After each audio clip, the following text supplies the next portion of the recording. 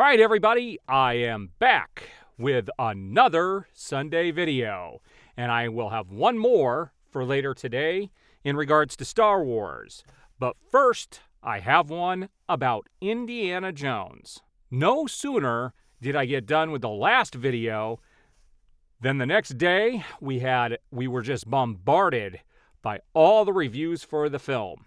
And I hope this is the final nail in the coffin for Kathleen Kennedy. I hope she gets fired. I hope she finally gets the boot, because they are writing everything on Indiana Jones and her future. I don't think she has a place at Lucasfilm anymore. She is driving the fandom wild and ruining these franchises. Now, I'm going to show you some interesting stuff, and then I'm going to talk about what this actually means and what I think is going to happen here in the near future. So let's look at some of these reviews and some of these photos that I grabbed. So here is one of the reviews. Indiana Jones and the Dial of Destiny, Cannes 2023. Review. A shabby counterfeit of priceless treasure. Ford gives it his all, but while the three original films moved like page-turners, this film installment is painfully short of spark. That's by Robbie Collin, chief film critic. We're going to see a very similar fashion or reviews coming from other people here, and we are going to talk about what this actually means. And we're going to look at the actual Rotten Tomatoes score here in a little bit. Here's another review. Indiana Jones and the Dial of Destiny review. Time is of the essence in a sequel that gets old fast. Cannes. Kingdom of the Crystal Skull suddenly doesn't look so bad. Yeah, that's a pretty bold statement right there. As a massive Indiana Jones fan, I don't hate Kingdom of the Crystal Skull like others do, but the film is extremely flawed. If you watch certain scenes by themselves with no context, some of them are pretty epic, but a lot of it is just a caricature of what Indiana Jones has been in the past. And again, we're going to talk about what this means here in a few minutes. Now, this is something that gets me a little upset, and I'm going to talk a little bit about part of this at the end of the video today in case somebody doesn't want to know anything about the new film. I am going to mention something at the very end that is going to tie into something that happens in the film that I am not happy with. It says, in a clumsy preview of what The Last Jedi would do so masterfully a few years later, Crystal Skull had the courage to inflict meaningful change upon an iconic character. It did not. And the blowback was so intense that the most successful filmmaker in Hollywood history was too scared to ever pick up the fedora again. And why should he? That movie left its hero with the happiness that he'd never admit he'd always wanted. Indiana Jones and the Dial of Destiny rips it away from him and gives him virtually nothing of value in return. And again, I know exactly what they're talking about in regards to this statement, and we'll talk about it at the end. Now, this is something that, the Den of Nerds posted after all these reviews started coming out. And it's the Disney castle up in flames. The Den of Nerds did a great job with this. I think he said he actually made that photo, if I'm not mistaken. And I thought it was pretty funny. Couldn't help but to grab it. So shout out to him on that. Now, here's something interesting. It says, exclusive. Disney CEO Bob Iger revealed that the studio could consider further extensions of the Indiana Jones franchise, even if the 5th edition allows Harrison Ford's portrayal a graceful exit.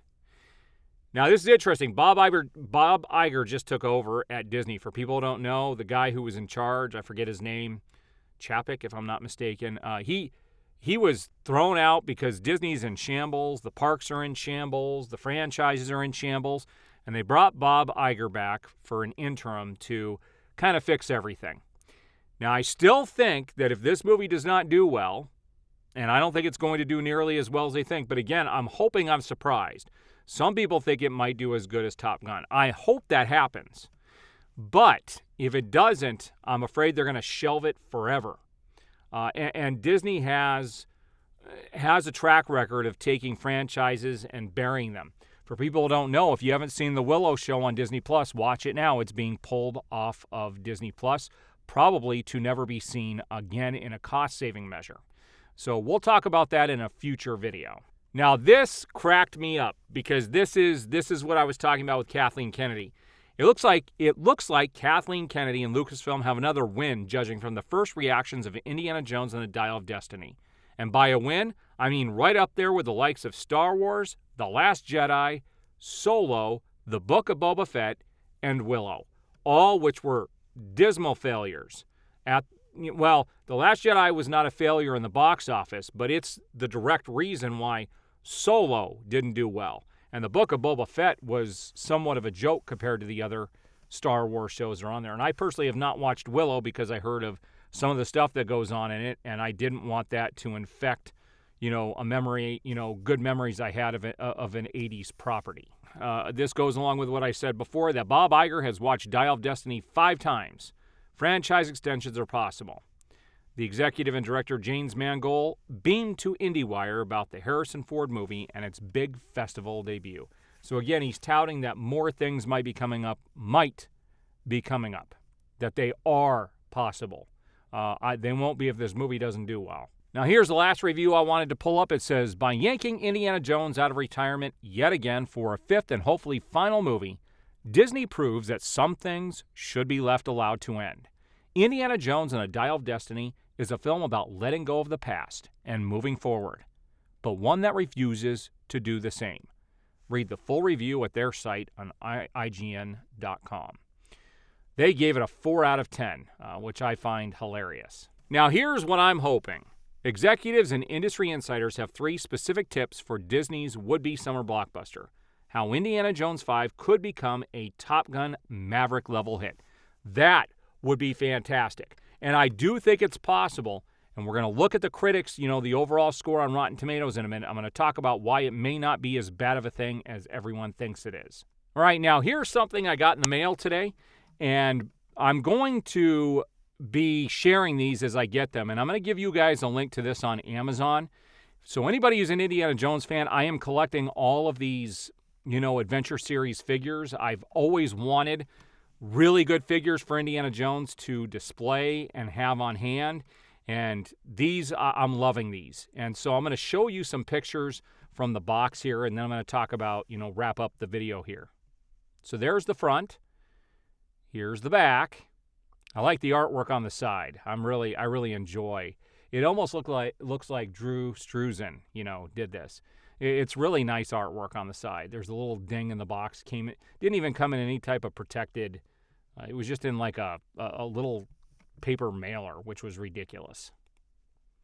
And then there's the other side. These are the first 6 that came out, and I think this is the first of the new wave. All right, so here we are on the Rotten Tomatoes page with Indiana Jones and the Dial of Destiny. 29 critics, 52%, which is not good. Now, granted, it is only 29 reviews, but they're giving it an average of 5.7 out of 10. So it's right in the middle. So basically around a 2.5 out of 5 if you were going to give it 5 stars, which does not bode well. Now, I think that the general audience does actually put too much into critics' reviews, and I don't think most critics represent the general audience. I myself, my friends, I think we're more of what the general audience is, and I am very rarely wrong with the audience score. And so I do not agree with critics most of the time. And there are lots of times where it's just been so off the charts crazy, opposite of what, the movie is in reality. And I think this is one of those times. So let's talk about it. I do not think, so here, the only thing that's going to derail this movie for me, I think at this stage, is if it's too woke.